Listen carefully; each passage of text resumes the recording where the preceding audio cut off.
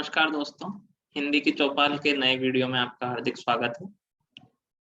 आज का हमारा टॉपिक है मुहावरे और आप जानते हैं कि परीक्षा की दृष्टि से काफ़ी एक महत्वपूर्ण टॉपिक है और इसका कोई थ्योरेटिकल बेस भी नहीं है कि ऐसा कि वैसा, है ना? तो सीधे हमको एग्जाम्पल्स ही करने पड़ेंगे। लेकिन एक बार मुहावरे का बैकग्राउंड देख लेते हैं कि मुहावरा आया कहाँ से। तो मुहावरा शब्द है अरबी भाषा का, जिसका अर्थ है अभ्यास होना या आदी होना। तो अगर देखा जाए तो मुहावरे का अर्थ क्या हुआ? अभ्यास होना।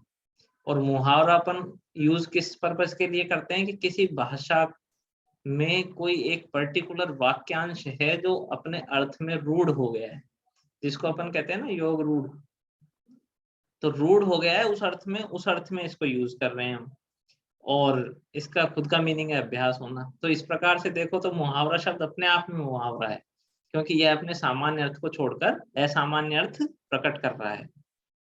तो वाक्यांश है मुहावरा, जैसा मैंने बताया आपको। तो उसका मतलब क्या हुआ? मुहावरा संक्षिप्त होता है और अपने संक्षिप्त रूप में ही किसी बड़े विचार या भाव को प्रकट करता है।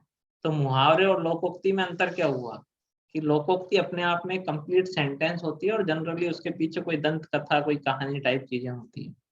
मुहावरा वाक्यांश होता है और सारगर्भित होता है। ठीक है। अब एक मुहावरा ये देखो, उदाहरण में जो लिया हुआ है, काठ का उल्लू।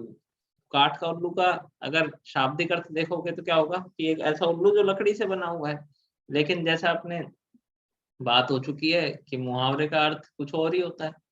तो इसका अर्थ लकड़ी का उल्लू नहीं होकर क्या हो गया कि जो ऐसा व्यक्ति जो मूर्ख है, ठीक है, अर्थात किसी काम का नहीं है ना? तो उसका अर्थ हो गया महामूर्ख। ठीक है, तो अपन उदाहरण देख लेते हैं मुहावरों के। तो यहाँ पे मैंने क्या किया है, मुहावरा लिया है और ऐसे मुहावरे भी लेने की कोशिश की है जो आपस में कंफ्यूजिंग होते हैं। ठीक है, तो मुहावरे, उनके अर्थ और उनके वाक्य प्रयोग, जिससे स्पष्टता हमारे सामने आ जाए।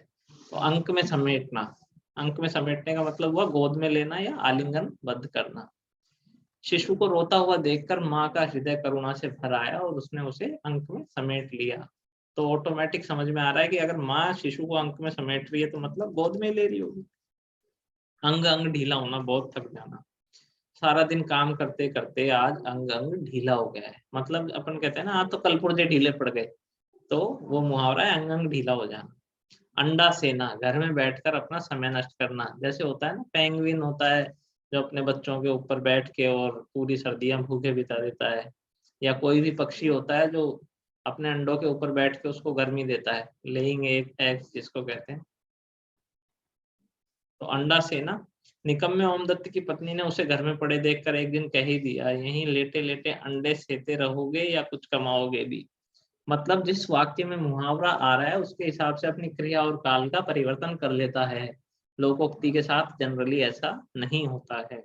अंधे के हाथ बटेर लगना, अनायास ही मिलना। राजेश हाई स्कूल परीक्षा में प्रथम आया जबकि उसने तो पढ़ाई भी नहीं की थी। यह तो वैसे ही हो गया जैसे अंधे के हाथ बटेर लग गई हो। अन्न जल उठना, प्रस्थान करना, एक स्थान से दूसरे स्थान पर चले जाना। रिटायर होने पर प्रोफेसर साहब ने कहा, लगता है बच्चों अब तो हमारा यहाँ से अन्न जल उठ ही गया है, हमें अपने गांव जाना पड़ेगा। अक्ल पर पत्थर पड़ना, कुछ समझ में ना आना। मेरी अक्ल पर पत्थर पड़ गए हैं, कुछ समझ में नहीं आता, मैं क्या करूं। ठीक है। अपनी खिचड़ी अलग पकाना, अलग थलग रहना, किसी की न मानना।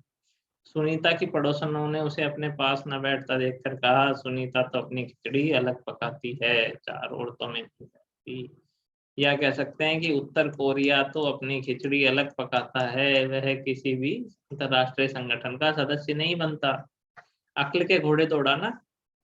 अब देखो, इसमें आपको कंफ्यूजन हो सकता है। जनरली जब आपके सामने आ रहा है अक्ल के घोड़े दौड़ाना, तो उसका मतलब आप क्या ले लोगे कि भाई बहुत दिमाग लगाने वाली चीज है, अक्ल के घोड़े दौड़ाए और फिर सॉल्यूशन मिला। अक्ल के घोड़े दौड़ाने का मतलब हो गया केवल कल्पनाएं करते रहना। सफलता अक्ल के घोड़े दौड़ाने से नहीं, अपितु परिश्रम से प्राप्त होती है। अरण्य रोदन, व्यर्थ प्रयास। अरण्य रोदन के लिए जो लोकोक्तियों में कौन सी लोकोक्ति है? जंगल में मोर नाचा किसने देखा। ठीक है। अरण्य रोदन, व्यर्थ प्रयास। कंजूस व्यक्ति से धन की याचना करना अरण्य रोदन है। अरण्य जंगल का पर्यायवाची। अंतड़ियों में बल पड़ना, संकट में पड़ना। देखो अब दो चीजें इसमें भी, एक तो होता है पेट में बल पड़ना, हंसते हंसते मेरे पेट में बल पड़ गए, तो वो तो उस सेंस में होता है, खुशी के सेंस में कि साहब इतना हंसा मैं उसके चुटकुले पर कि मेरे पेट में ही बल पड़ गए। दूसरा है अंतड़ियों में बल पड़ना, जिसका अर्थ हो गया संकट में पड़ना। अपने दोस्त को चोरों से बचाने के चक्कर में मैं ही पकड़ा गया और मेरी अंतड़ियों में बल पड़ गए। अंग लगाना, वहां पे अपन ने देखा था अंक में भरना, ठीक है, माँ अपने बच्चे को अंक में भर रही थी। यहाँ हो गया अंग लगाना, आलिंगन करना। वो गाना सुना होगा, अंग लगा ले रे मोहे रंग लगा दे रे, रासलीला से, गोलियों की रासलीला समथिंग जो पिक्चर थी। तो यहाँ पे है, प्रेमिका को बहुत समय पश्चात देखकर रवि ने उसे अंग लगा लिया। अंग ने समाना, अत्यंत प्रसन्न होना। इसका समानार्थी मुहावरा कौन सा है? फूला ने समाना, ठीक है। अंग ने समाना, अत्यंत प्रसन्न होना। सिविल सेवा में चयन से अनुराग अंग नहीं समा रहा है। जैसे अगर आपका होगा विस्तार तो आप भी अंग नहीं समाओगे, फूले नहीं समाओगे। आंख पर चर्बी चढ़ना, अहंकार से ध्यान तक न देना। पैसे वाले हो गए हो, अब क्यों पहचानोगे भाई, आंख पर चर्बी चढ़ गई है ना, ठीक है। आंखों का पानी ढलना, निर्लज्ज होना। देखो ये बहुत पास पास वाली चीजें हैं, इनको ध्यान से देखना। आंखों का पानी ढलना, निर्लज्ज होना। अब तो तुम किसी की नहीं सुनते, लगता है तुम्हारी आंखों का पानी ढल गया है। इसको कहते हैं पानी मर जाना भी होता है, आंख का पानी मर जाना। उसका मतलब भी यही होता है, बेशर्म हो जाना। आंख में घर करना, हृदय में बसना। विभा की छवि राज की आंखों में घर कर गई। ज्यादा सही ये होता जब हम लिखते सिमरन की छवि राज की आंखों में घर कर गई। आकाश कुसुम होना, दुर्लभ होना, ठीक है। किसी सामान्य व्यक्ति के लिए विधायक का पद आकाश कुसुम हो गया है। क्यों हो गया है? क्योंकि चुनाव लड़ना बहुत महंगा हो गया है। आधा तीतर आधा बटेर, यानी बेमेल चीजों का सम्मिश्रण। इसके लिए लोकोक्ति कौन सी है? कहीं की ईंट कहीं का रोड़ा, भानुमति ने कुनबा जोड़ा।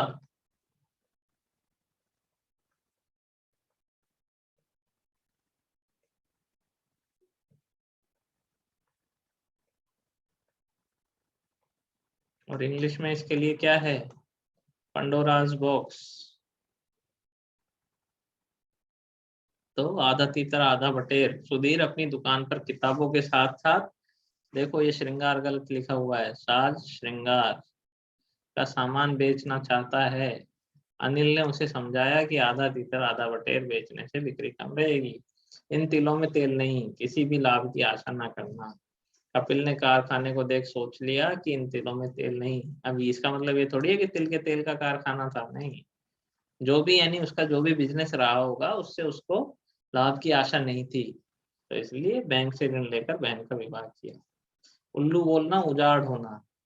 पुराने जमाने की शानदार हवेलियों में भी आज उल्लू बोल रहे हैं, मतलब उजाड़ हो गई है, कोई नहीं रह रहा तो उल्लू ही बोलेंगे। वैसे कबूतर ज्यादा रहते हैं उजाड़ जगहों, लेकिन कहावत है तो है। एक ही लकड़ी से हाँकना, अच्छे बुरे की पहचान न करना।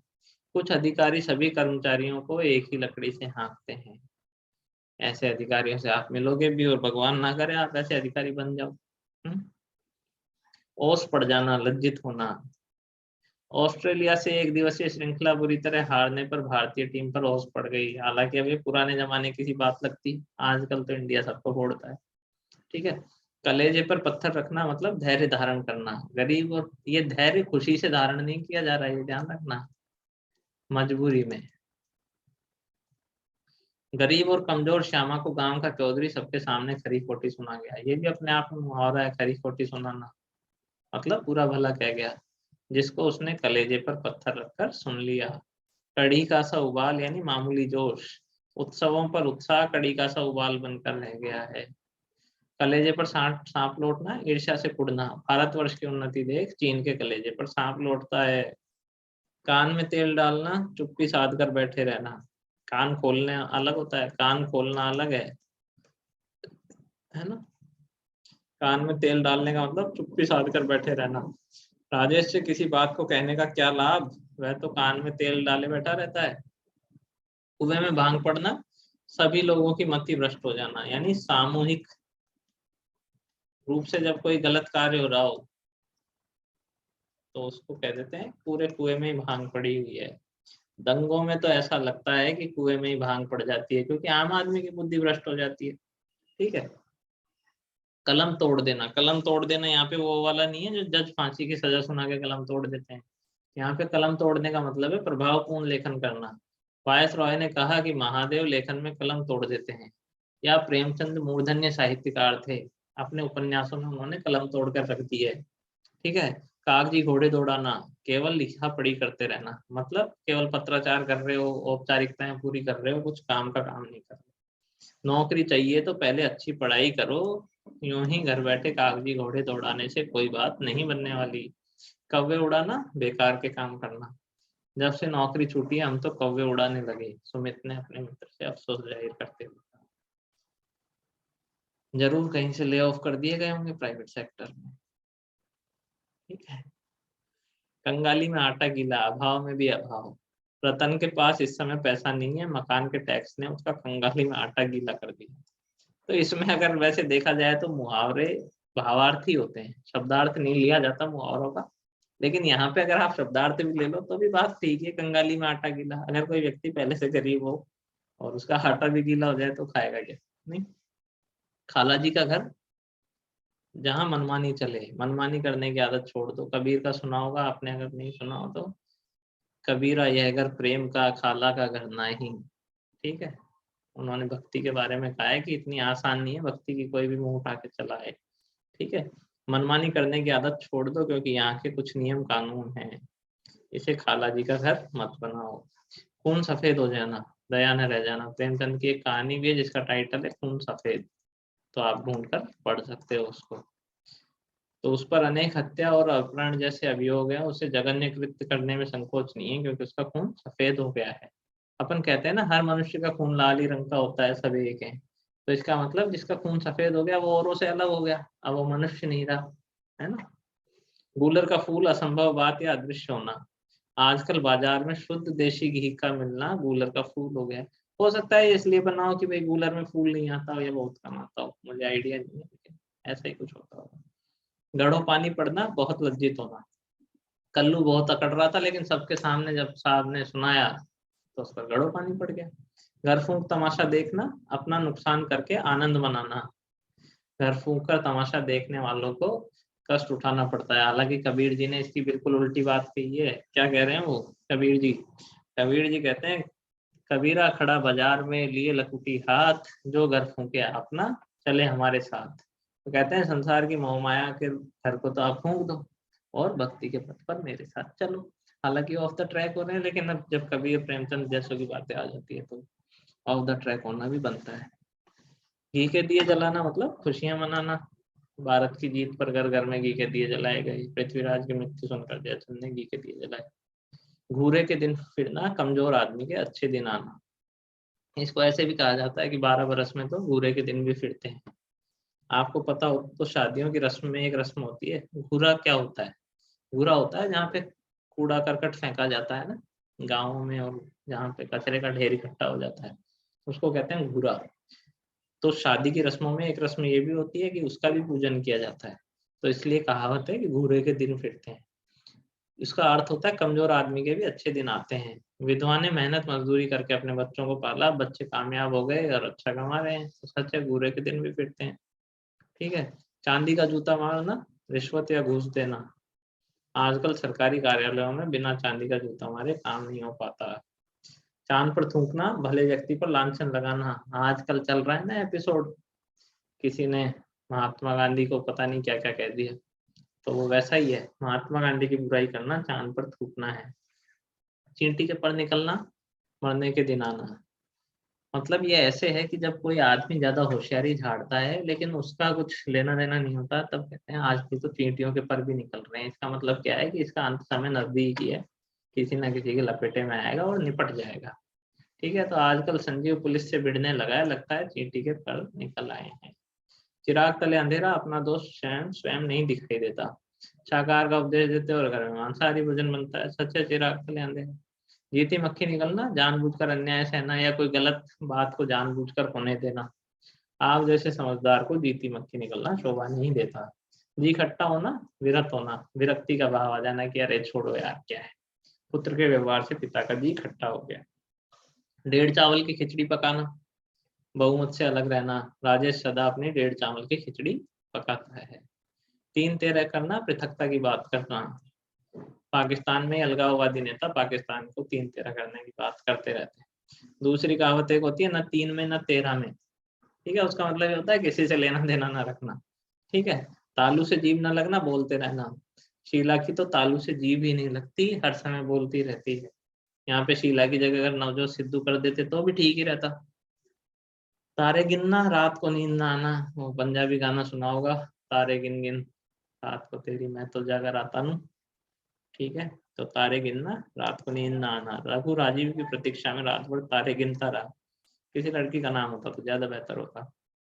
थाली का बैंगन, ढुलमुल विचारों वाला सिद्धांतहीन व्यक्ति।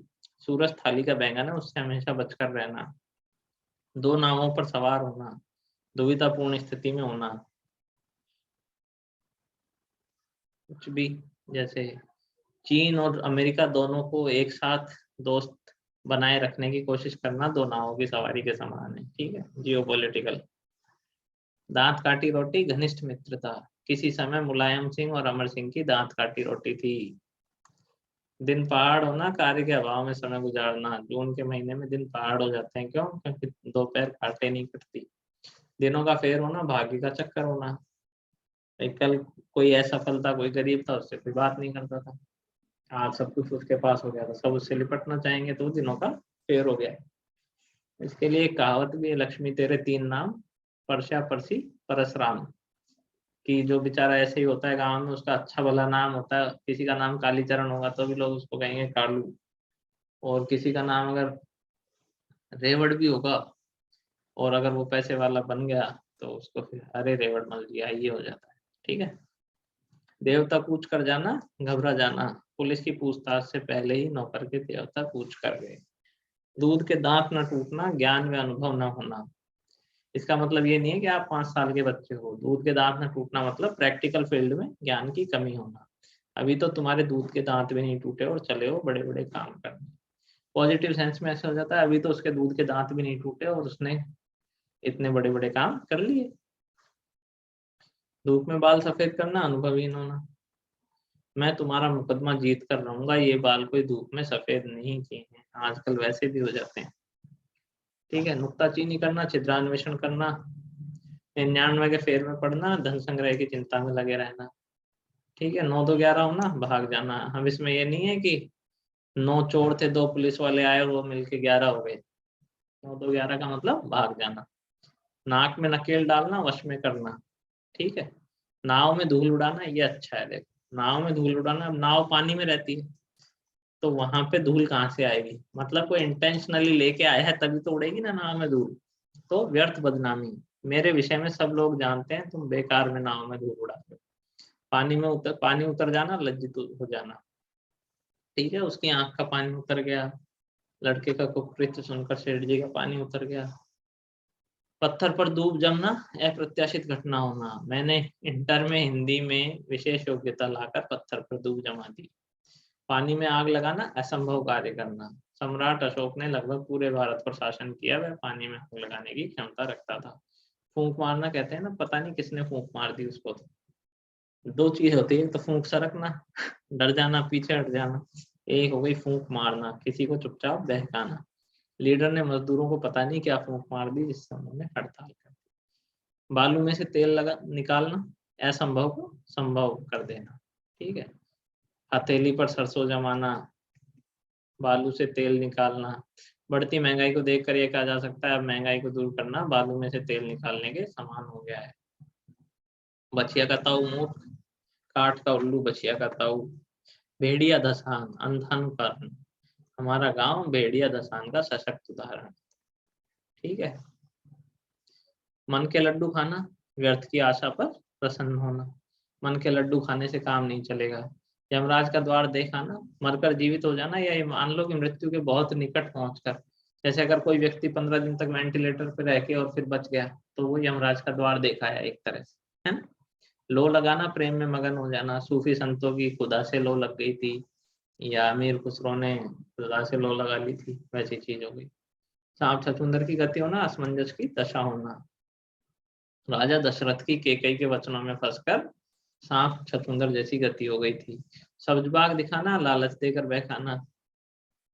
सूखे धान पर पानी पड़ना, दशा सुधरना। अब देखो, एक तरफ है कंगाली में आटा गीला, और उसकी बिल्कुल उल्टी कहावत है ये, सूखते धान पर पानी पड़ना मतलब यानी बेकार दशा में अचानक कुछ आशा आ जाना। ठीक है। हाथी के पैर में सबका पैर, बड़ी चीज के साथ छोटी का साहचर्य। जब प्रधानमंत्री इस्तीफा दे देता है तो मंत्रिमंडल स्वयं समाप्त हो जाता है, क्योंकि हाथी के पैर में सबका पैर होता है। हाथी का पैर इतना बड़ा, उसमें बाकी सबके फिट हो ही जाने ना, है ना। ठीक है, तो इसी के साथ हमारा मुहावरे वाला सेशन भी होता है समाप्त। आप ये सारी लिस्ट भी देखिए, और भी अगर आपको कहीं से मिलते हैं तो उनको देखिए, लेकिन मोस्टली इम्पोर्टेंट मैंने सारे कवर कर लिए हैं। प्रैक्टिस करते रहिए, सीखते रहिए। इसी के साथ हमारा सेशन होता है समाप्त। Thanks a lot. और